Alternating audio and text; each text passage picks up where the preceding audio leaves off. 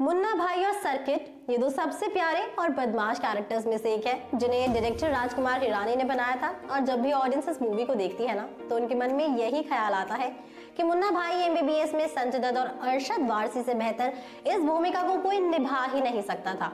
ठीक 2 साल बाद फिर से उन्हें लगे रहो मुन्ना भाई में भी देखा गया था।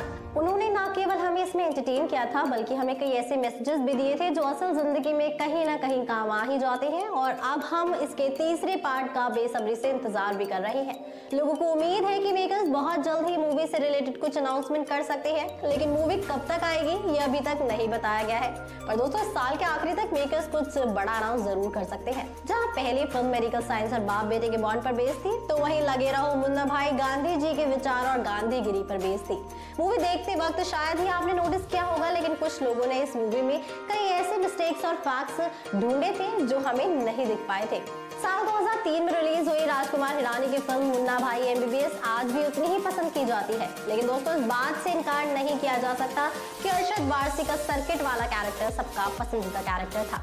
लेकिन क्या आप सर्किट की पत्नी के बारे में एक दिलचस्प बात जानते हैं? मूवी के आखिरी सीन में जब हॉस्पिटल का एक पेशेंट आनंद बैनर्जी बच्चों को मुन्ना की शादी और उसकी लाइफ के बारे में एल्बम दिखा रहा था, तभी सर्किट की वो तस्वीर भी सामने आई थी जहां आनंद वहां मौजूद बच्चों को सर्किट उसकी पत्नी और बेटे की फोटो दिखाता है। और उसकी पत्नी वही नर्स होती है जो जनरल वार्ड में पेशेंट्स को अटेंड करती थी। और इस एक्ट्रेस का असली नाम रीता जोशी है। जब ऑडियंस ने ये बात गौर की तो उन्होंने इस पिक्चर को पोस्ट करते हुए उस पर कमेंट करना शुरू कर दिया था, जिस पर एक फैन ने लिखा, कभी नहीं सोच सकता था कि सर्किट ऐसा निकलेगा। दूसरे ने ये लिखा, अब भाई ने डॉक्टर के साथ शादी की है तो सर्किट को कम से कम नर्स तो मिलनी ही थी। बस और क्या था दोस्तों, फिर कुछ दिनों तक सर्किट की ये फोटो ट्रेंड करती रही। अगर मेकर्स मुन्ना भाई के थर्ड पार्ट में सर्किट की लाइफ पर भी फोकस करेंगे तो ऑडियंस को काफी इंटरेस्टिंग और कुछ नया देखने को मिलेगा। वहीं राजकुमार हिरानी ने इस फिल्म के स्क्रिप्ट पर काफी समय तक काम किया था और पहले इस फिल्म के लिए एक कहानी लिखी जा चुकी थी, लेकिन राजकुमार हिरानी उस स्क्रिप्ट से खुश नहीं थे। इसके बाद उन्होंने लगातार 2 साल तक फिल्म की स्क्रिप्ट पर काम किया, जिसके बाद उन्होंने उस कहानी को बदल दिया था। लेकिन दोस्तों कुछ सीन पहले लिखी कहानी से कॉपी किए गए थे। राजकुमार हिरानी ने इस फिल्म के स्क्रिप्ट पर अपने दोस्त अभिभाव जोशी के साथ मिलकर काम किया था और वो दोनों करीब 4 महीनों तक हर रोज इस फिल्म के लिए एक सीन क्रिएट करते रहते थे।